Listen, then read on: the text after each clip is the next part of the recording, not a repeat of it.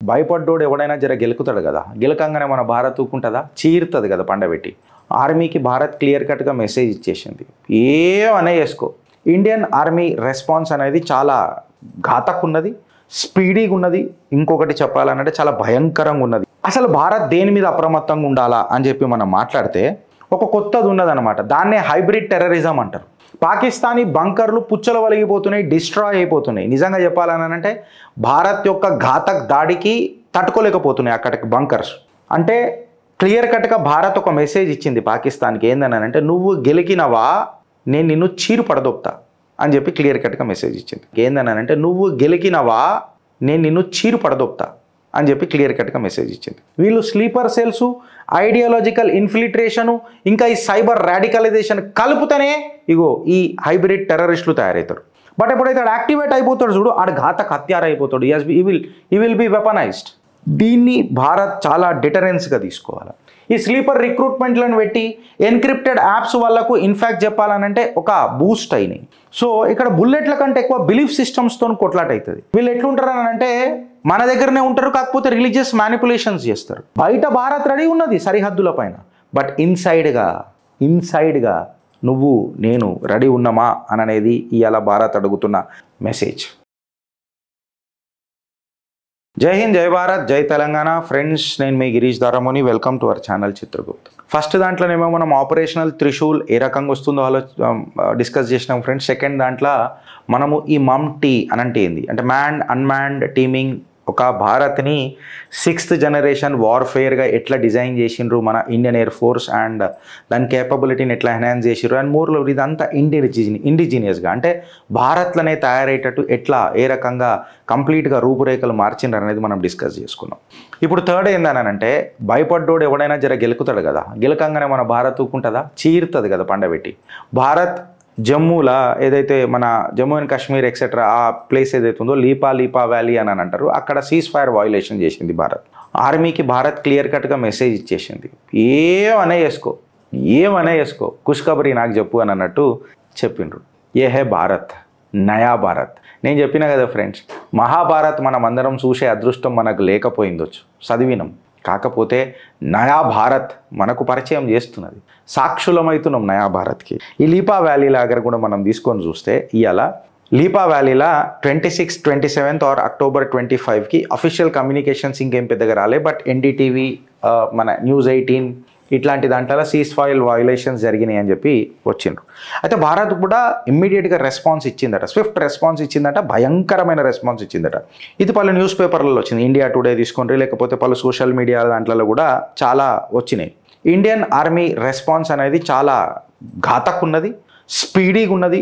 ఇంకొకటి చెప్పాలనంటే చాలా భయంకరంగా ఉన్నది అని చెప్పి చెప్తున్నారు.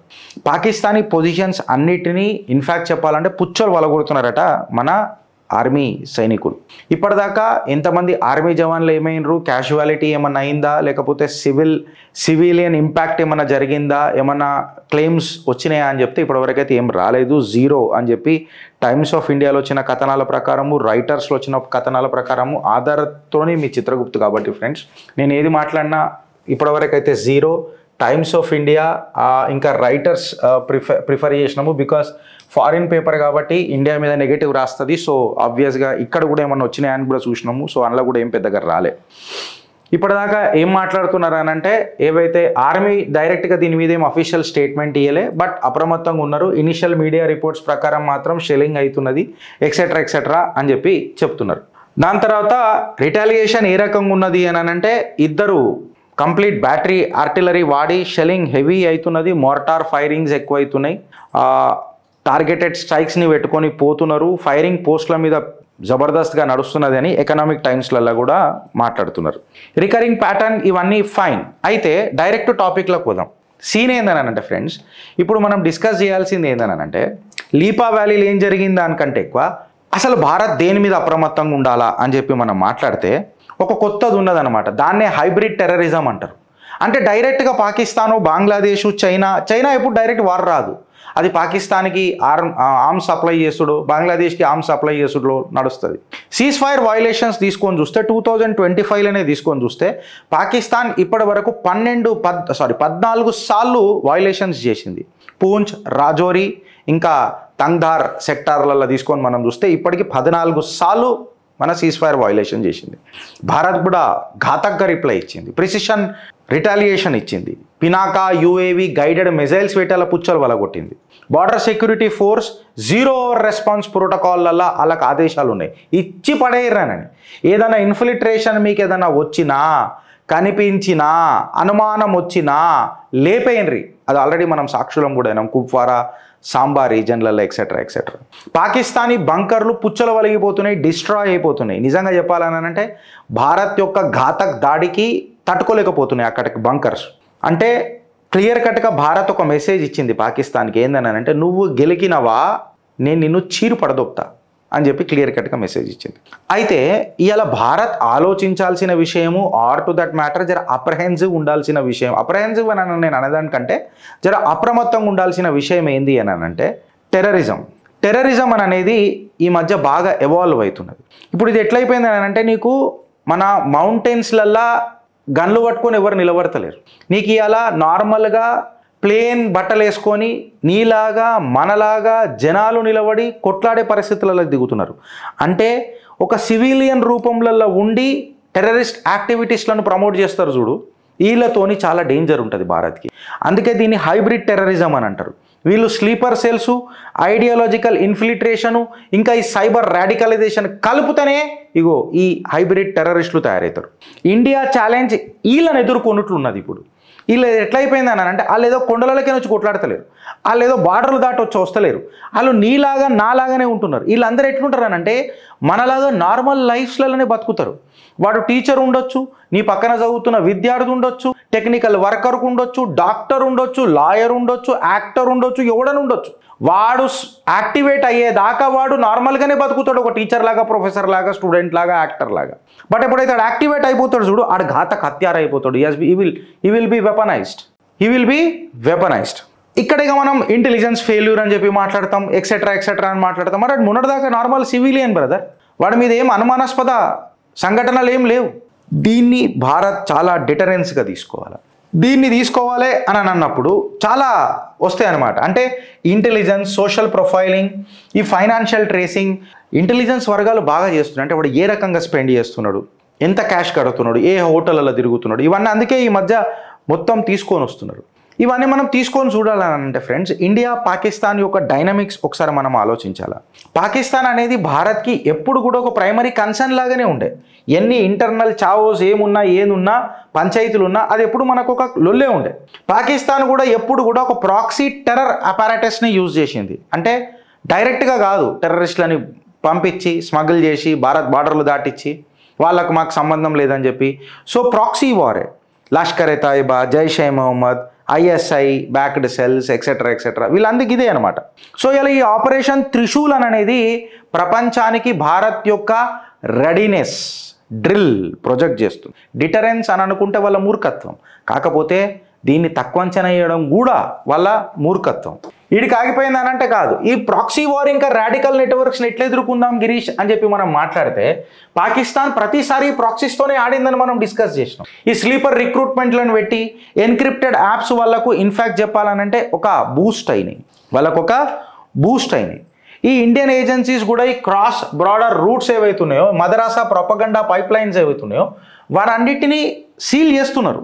బట్ ఏదో ఒక దగ్గరికేని ఎవడో ఒకడు వస్తూనే ఉంటాడు, లేకపోతే ఇక్కడ ఉన్నోడు కూడా రాడికలైజ్ అయిపోయినా వాడు హైబ్రిడ్ టెర్రరిస్ట్ అవుతాడు. సో ఈ హైబ్రిడ్ వార్ఫేర్ అనేది ఏ రకంగా ఉంటుంది అని అంటే, వాడు నీకు మెసేజ్లు పంపి, ఒక సైబర్ మెసేజ్లు పంపి నిన్ను చేయొచ్చు, లేదా సైకలాజికల్గా నిన్ను వాడు కైవసం చేసుకోవచ్చు. అసిమెట్రిక్ టెర్రర్ని ఫామ్ చేస్తాడు కంప్లీట్గా. ఇదే హైబ్రిడ్ టెర్రర్. కాశ్మీర్లో మనం ఆల్రెడీ చూసినాం. ఎప్పుడైతే టెర్రరిజం తారాస్థాయికి పోయిందో అక్కడ ఉద్యోగాలు ఏముండవు. ఇక పాకిస్తాన్, బంగ్లాదేశ్, ఇక్కడ అన్నిట్లా ఈ కంప్లీట్గా ఈ ఆపర్చునిటీ, ఐడియలిజం అనేది చాలా ఎక్కువ ఉన్నది. ఈడ బుల్లెట్లతో కంటే ఎక్కువ ఈడ నమ్మకాలతో కొట్లాడాల్సి వస్తుంది. మనం నా నమ్మకం ఇట్లనే, నేను ఇట్లనే ఉంటా, నువ్వు కూడా ఇట్లనే ఉండాలా, తుమ్ కాఫీ రోన్ అయితే హమ్ ఐసే ఎక్సెట్రా ఈ రాడికల్ ఇస్లాం థాట్ ప్రాసెస్. సో ఇక్కడ బుల్లెట్ల కంటే ఎక్కువ బిలీఫ్ సిస్టమ్స్తో కొట్లాట అవుతుంది. ఇక్కడ education, economic illusion, digital literacy చాలా ఇంపార్టెంట్ ప్లే చేస్తుంది. ఆర్థిక వ్యవస్థ, అలా చదువు, ఇన్ఫ్యాక్ట్ చెప్పాలనంటే వాడు ఏ రకంగా ఏ పోస్టులు చూస్తున్నాడు, ఏం చేస్తున్నాడు, ఏ రకంగా నడవడి ఉన్నది, వాడు ఆర్గ్యుమెంట్ ఏ రకంగా చేస్తున్నాడు. This is all the digital literacy. ఎందుకంటే వాడు చూస్తేనే కదా మనం ఏమంటారు మోటివేటెడ్ అవుతాడు. సో ఇవన్నీ చాలా ఇంపార్టెంట్ అవుతుంది. ఇలా నీ సెక్యూరిటీ ప్లస్ డెవలప్మెంట్ ఏంది అని అంటే ఇదే రియల్ కౌంటర్ టెర్రరిజం అని చెప్పి మాట్లాడతారు డిఫెన్స్ నిపుణులు. ఇప్పుడు జియోపొలిటికల్ కాంప్లెక్సిటీ మనం తీసుకొని చూస్తే సౌత్ ఏషియాల కంప్లీట్గా China, US, Pakistan, India, Taliban etcetera వీళ్ళందరూ జాలమేసి పట్టుకొనిగా చూస్తున్నారు షాపులని. కాకపోతే ఇండియా, భారత్ ఒక హార్డ్ పవర్, పర్ఫెక్ట్ డిప్లొమసీ బ్లెండ్తో పోతున్నది. నువ్వు గల్వాన్ నుంచి గ్వాదర్ దాకా తీసుకో, ఇయాల బగ్రామ్ ఎయిర్ బేస్ దాకా తీసుకో. భారత్ తన ఆటని, పాటని, వేటని ప్రపంచానికి పరిచయం చేస్తున్నది. భారత్ మిలిటరీ ప్రిపేర్డ్నెస్ గిట్లా మనం తీసుకొని చూస్తే ఫ్రెండ్స్, ఇలా మోడర్న్ ప్రిపేర్డ్నెస్ గిట్లా తీసుకొని చూస్తే ఇంటిగ్రేటెడ్ బ్యాటిల్ గ్రూప్స్ని తయారు చేసింది. అంటే మోడర్న్ డిఫెన్స్ ఎట్లా తయారు చేసింది భారత్ అని అంటే ఐబీజీ అని అంటారు. ఇంటిగ్రేటెడ్ బ్యాటిల్ గ్రూప్స్తో పాటు నెట్వర్క్డ్ కమాండ్ సిస్టమ్స్ని తీసుకొని పోతున్నది. అంటే advanced form of warfare. Balakot డాక్ట్రైనే తీసుకో, మన స్ట్రైక్ క్యాపబిలిటీ తీసుకో, మన ప్రెసిషన్ కంట్రోల్ స్ట్రైక్స్ తీసుకోండి, భారత్ని ప్రతిభని, భారత్ పరాక్రమానికి నాంది వలుకుతాయి. ఈ హైబ్రిడ్ రెడీనెస్ అనేది అయితే ఉంటుంది చూడు, ఇది కేవలం భూమి మీదనే కాదు. మళ్ళా మనం 26/11 అప్పుడు ఎట్లా వచ్చిండాడు, ముంబైలో దిగిండు, తల్ పీల్చుకుంటూ వెళ్ళిపోయాడు. So land, air and cyber, land, air and sea, సముద్రం కూడా of course. So operation Trishul అందుకే 3 రక్షక బలగాలను తీసుకొని యుద్ధ విన్యాసాలు చేస్తున్నారు. ఆర్మీ, నేవీ, ఇంకా ఎయిర్ ఫోర్స్. కల్చరల్ రూట్స్కి ఇట్లా మనం పోయి చూస్తే friends, last but not the least, వీళ్ళు ఎట్లుంటారు అని అంటే మన దగ్గరనే ఉంటారు, కాకపోతే రిలీజియస్ మ్యానిపులేషన్స్ చేస్తారు. ఇలా పాకిస్తాన్ ఐడెంటిటీ క్రైసిస్ ఏందని అంటే వాడికంటూ is Pakistan a country which is looking for a nation or a nation looking for a country is a biggest identity crisis for Pakistan. అది అసలు దేశమా లేకపోతే రాష్ట్రమా అన్న కన్ఫ్యూజన్లో వాళ్ళు ఉన్నారు. ఈ కన్ఫ్యూజనే భారత్కు ఒక పెద్ద హెడ్ఏక్ అయిపోయింది. ఎందుకంటే అలా మైండ్ సెట్ ఎప్పుడు కూడా సెంచరీల నుంచి కూడా ఇదే కుత్కతో కుచ్ హేనైనా దియాసోతా బీక్తా, వాళ్ళకి ఏదైతే జాగా దొరికింది కదా అది వాళ్ళది కాదు, బిచ్చమేసింది కదా. సో వాళ్ళకి వాల్యూ తెలియదు ఆ భూమి విలువ. సో ఈయన role of society of the governance ఏందని అంటే సోషల్ మీడియా మిస్ఇన్ఫర్మేషన్ ఏదైతే అవుతుంది కదా ఫ్రెండ్స్, దాన్ని గట్టిగా తిప్పికొట్టాలి. ఇదే ఫ్రంట్ లైన్ డిఫెన్స్ అవుతుంది. డిబేట్ ఓవర్ డిస్ఇన్ఫర్మేషన్ ఏదైతే జరుగుతుంటుందో, ఏదైతే మిస్ఇన్ఫర్మేషన్ వస్తుందో దాన్ని మనం గట్టిగా రుజువులు అడగాల. డెమోక్రసీని వల్నరబుల్గా మనము కాకుండా కాపాడుకోవాలి. ఇవాళ కాన్ఫ్లిక్ట్స్ మొత్తము ఎక్కడ కొట్లాట అవుతుంది గిరీష్ అని అంటే రాను మేబీ ఆడ మిజైల్ ఫైర్ చేయకపోవచ్చు, సర్వర్లలో కొట్లాటలు అవుతాయి, డేటాతో కొట్లాటలు అవుతాయి, సిటీలలో అయితే మనుషుల మైండ్లతో కొట్లాటలు అవుతాయి. అంటే నన్ను దేశానికి ఖిలాఫ్ చేస్తారు. ఇక్కడ చాలా జాగ్రత్తగా ఉండాలి. అదే హైబ్రిడ్ టెర్రరిజం. ఒక దేశ ఆర్థిక వ్యవస్థను కొడతారు, దాని స్ట్రెంగ్త్ని ఆడికే దెబ్బతీసే ప్రయత్నం చేస్తారు. ఫర్ ఎగ్జాంపుల్ ఇప్పుడే మనం మాట్లాడుకున్నాం ఆపరేషన్ త్రిశూల్, మనం యుద్ధ విన్యాసం చేస్తున్నాం అని అంటే 30 లక్షలు పర్ గంట పాకిస్తాన్కే ఖర్చు వస్తుంది. సో మన టెక్నాలజికల్ సుపీరియారిటీ పెంచుకోవాలా. ఈ సివిల్ యూనిటీ అని అంటాం కదా, మనం ఒక సనాతని ఇంకొక సనాతనికి బాగా దగ్గర కావాలని అంటాం కదా, అది కావాలా. ఇవన్నీ అయితే మనకు ఒక ట్విన్ షీల్డ్స్ ఫార్మ్ అవుతాయి టెక్నాలజికల్గా అండ్ మానవత్వంగా. ఈ ట్విన్ షీల్డ్ ఫార్మ్ అయినప్పుడు ఆబ్వియస్గా భారత్ విల్ బీ రెడీ.